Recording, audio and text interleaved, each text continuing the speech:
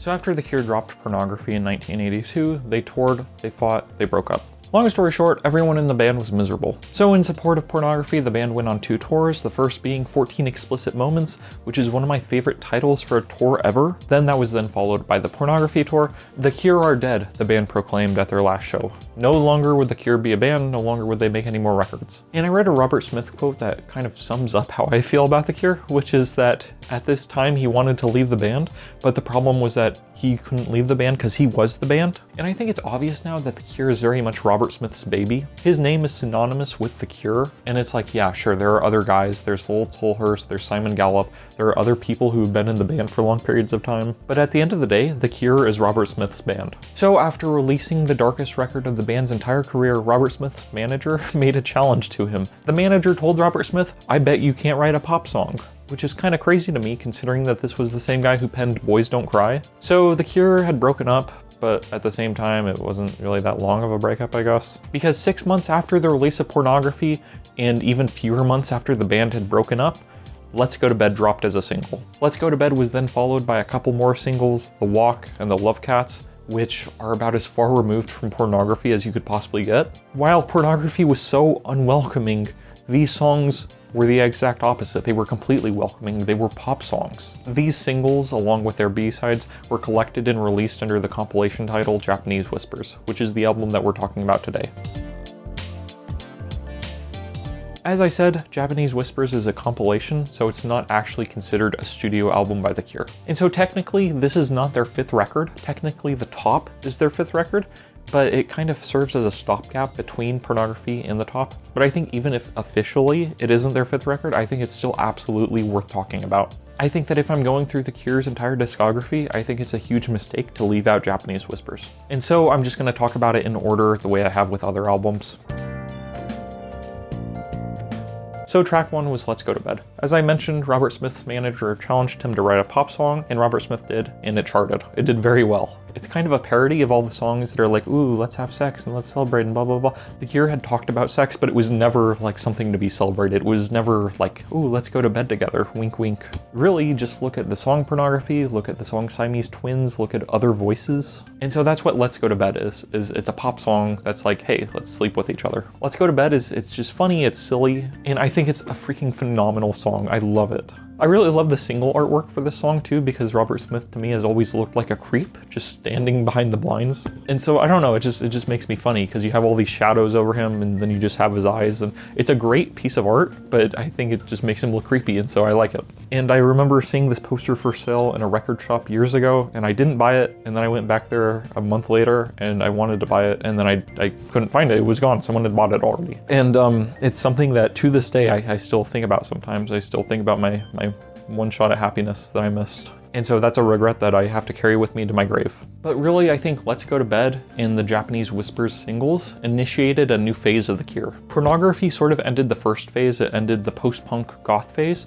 Japanese Whispers and Let's Go to Bed initiates the new wave phase. One thing that's really interesting about the singles on this compilation and about this era as a whole is that even though the music is poppy, a lot of the lyrics are still kind of dark or cryptic or nightmarish at times. And yeah, he has fun and zany and silly lyrics like Let's Go to Bed. One of my favorite lyrics is, "You think you're tired now, but wait until 3. Like he's exaggerating his sexual prowess or something. And even though the song is silly and even though the lyrics are full of do's, I think that there's still a sense of sarcasm that pervades the lyrics. Verse 2 ends with all of this, then back again, another girl, another name. Stay alive, but stay the same. It's a stupid game, stupid game. Verse 2 also references Christmas lights, which takes me back to Faith. But really, this is not the same Cure that recorded It Doesn't Matter If We All Die. This is a completely different band, it feels. And this is just a poppy new wave hit. There is a version of Let's Go to Bed that is on disc 2 of the mixed up deluxe edition called the Milk remix. And I really love the Milk remix because number 1, I love Milk. But number 2, this remix of the song makes it sound like a 90s club song, like Ace of Base, and I really like it a lot. I'm a sucker for that era of club music though. But yeah, that mix of the song is great, and Let's Go to Bed is just awesome. I love it. Track 2 on the album is The Dream, which has never really stood out to me all that much. So if I had to sum up my thoughts on this entire album, there are 3 singles on the album, and then the other 5 tracks are B-sides to those singles, and I think it honestly kind of sounds like it. Really, I think that there are 4 brilliant tracks. One of the B-sides I think is really fantastic, and then I think the rest of the B-sides are kind of eh.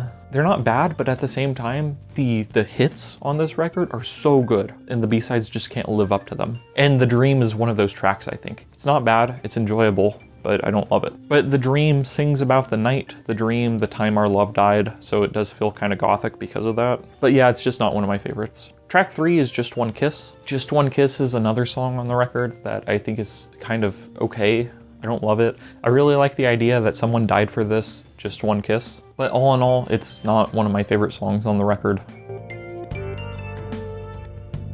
Track 4 is The Upstairs Room, which I freaking love. The Upstairs Room is awesome. I love the chorus. I don't think I could love anyone but you, that's for sure. And there's something about the way that Smith delivers his lyrics on this song that I really love. Verse 2 is great, and when it gets to fall, it's my turn to go. Oh, the kiss so alcoholic and slow. Arranged to meet for Saturday, I thought you would know that I always sleep alone. The Upstairs Room is cool and bright. We could go up there in summer and dance all night. Your sister started talking at a minute after 10, till everyone jumped and then fell over again. In April, you can join them and stare at me at the ghost from your past. Verse 1 reads, I love it all these games we play. I close my eyes, you run away. I'm sure I asked you to stay, but now you're gone. And so The Upstairs Room feels like this kind of game between 2 lovers. There's a kind of will they, won't they? It's not a very secure relationship, but it's something that they enjoy. But The Upstairs Room, again, this is a pop track, and so I love it because of it. This compilation is at its best whenever it's giving in to its pure pop impulses.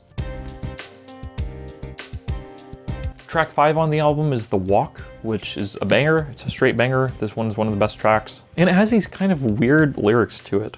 I called you after midnight, then ran until I burst. I passed the howling woman and stood outside your door. We walked around the lake and woke up in the rain, and everyone turned over, troubled in their dreams again. Visiting time is over, and so we walk away and both play dead, then cry out loud, why we always cry this way. I kissed you in the water and made your dry lips sing. I saw you look like a Japanese baby. In an instant, I remembered everything, everything, everything, everything. And so this is a song that is a pop song, but at the same time, the lyrics feel kind of psychedelic and weird.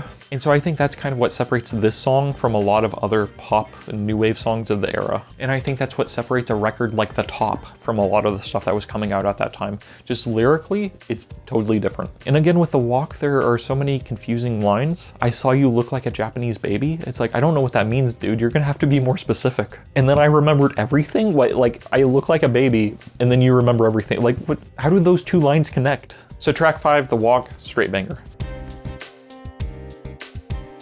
Track 6 is Speak My Language, which is a track that I love except for the chorus. The verses are excellent, but the chorus, Speak My Language, that part feels kind of weird to me. This song is noteworthy because if you listen to it on Spotify, pull up the lyrics. Because there are parts of the song where Robert Smith just makes noise with his mouth. He just goes, and anyways, that's included in the lyrics sheet on Spotify.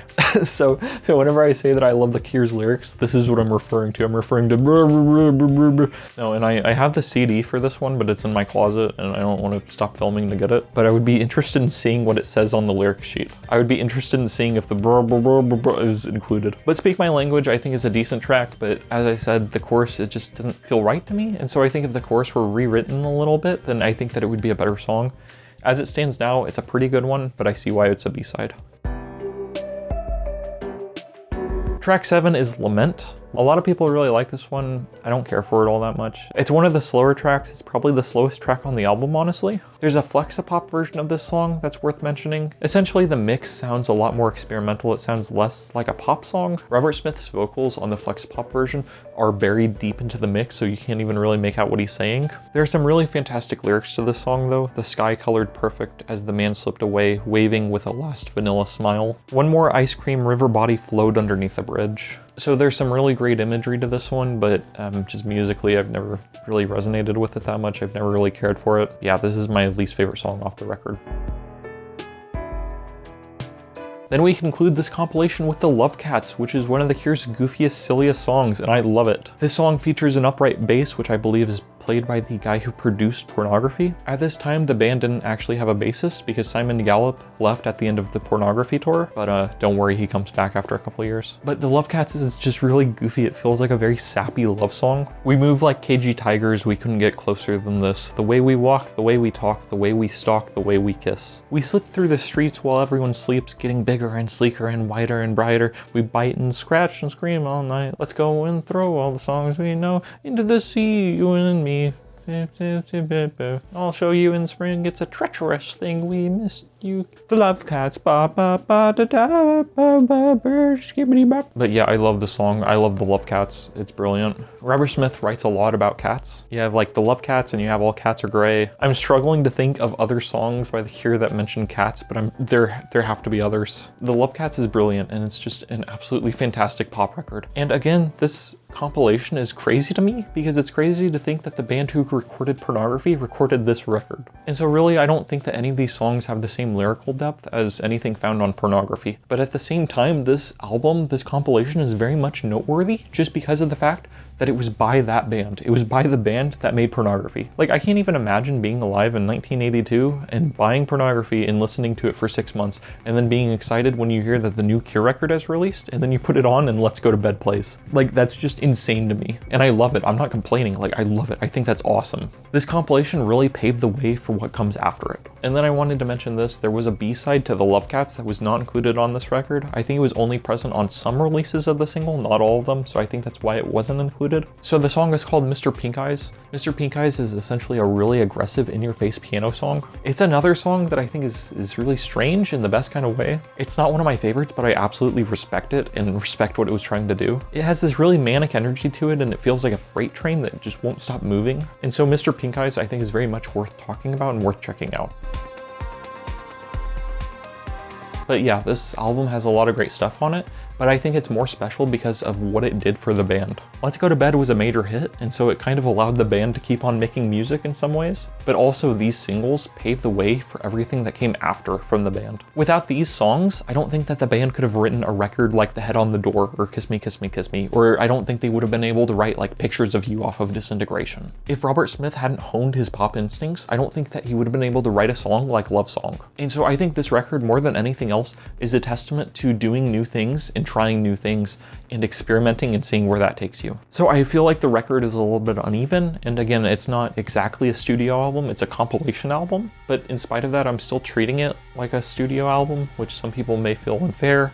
If so, sorry. I've been ranking each of the Cure's albums, and so I think with Japanese Whispers, I think I'm actually going to have to rank it below 17 seconds. So it's kind of in the middle there. I like the goth stuff more than I like this record, but I like this record more than I like Three Imaginary Boys, for instance. It just feels a little bit uneven to me, and so I don't enjoy it start to finish in the same way that I do something like Pornography or Faith. So far as recommendations go, I would just recommend like pop music and stuff. I would recommend like pop music from the era, so like Duran Duran, or I would recommend like early Depeche Mode stuff, but I would also recommend just pop stuff from the last like 10 or 15 or 20 or 30 years. I would recommend like Lady Gaga. I would recommend like Brat. Or I would recommend like Death of a Bachelor by Panic at the Disco, which I think is like one of the best pop records out there. Or I would recommend like Gary Newman, The Pleasure Principle. Cars off that album is a banger. And I think it's very much in line with the new wave flavor of Japanese Whispers. Japanese Whispers, by the way, if you didn't know, that's a British name for the game telephone, at least what we call in America telephone, where one person whispers something to another and then they whisper that to someone else and they whisper that to someone else, and you know, basically the message gets distorted across time. Drop your thoughts about this record below, and thanks for watching. Now we are on to The Top, which is a record I actually love. So thanks for watching. Goodbye.